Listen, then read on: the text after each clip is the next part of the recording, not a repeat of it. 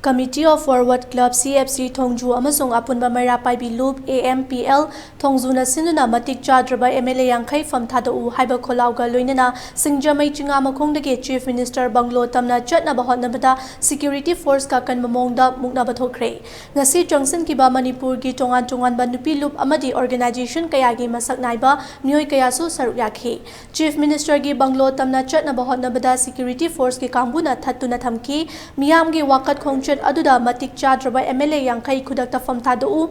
matik chadraba India gi Prime Minister amasung Home Minister famthadau Manipur gi Mihut MP Singh famthadau matik chadraba Manipur gi Governor Delhi da hanbikro Manipur gi leihau ga chanadraba National Political Party sing muthat kadabani Manipur gi miyam apunba gi liching da chatminarasi haiki ngasi ge wakat aduda sarugya khibi amkil ki President Ima Nganbina Assam Rifles na Manipur da chathariba thawong kayabu pendaba phongdokhi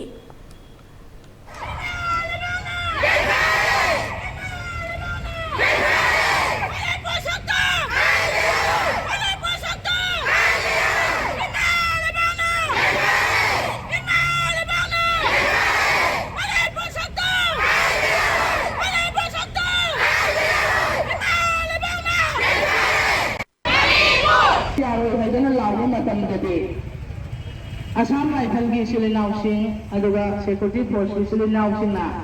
laiba ima kuding magta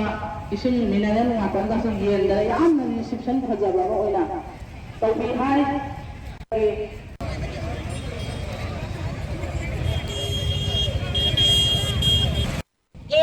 China puki da misang kanda kulai pisalle sana ba pisalle awat apaloy na mele aduga maitay londa kapsalo haidana pichin ba aduga ba thawin sin na do ay koy tasiyang na pure masigi sapsaba ay koy gitudam singdi karida phangi ay babu masigi pressman singsi adugum ba kudam singsi loy na layrang gani ay ba wapam duni ay natandari ba aduga loy na makoy na layri ba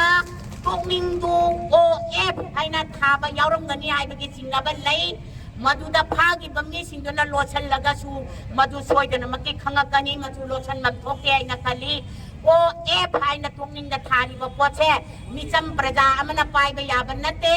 AR na lan di matam da sijena ba adugumba posak amani aduna di AR se 2004 da ikoy nakhangre nupi da sopa characterless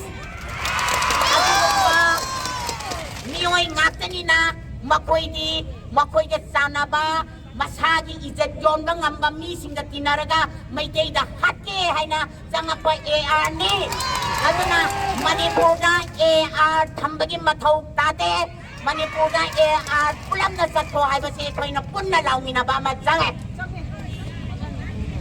aduna maramoy rakanda Buji ngasi akoina chathara ibasing karino haiba taragadi bunker thugaiba matamda maitai gi bunker khaina na loina thugaiba chingda leiba bunker na thugaiba ngamdaba haiba se India government gi aron ba agenda amasu yauri haiba sine aina thamni ba aduga amo maitai gi bunker na makhada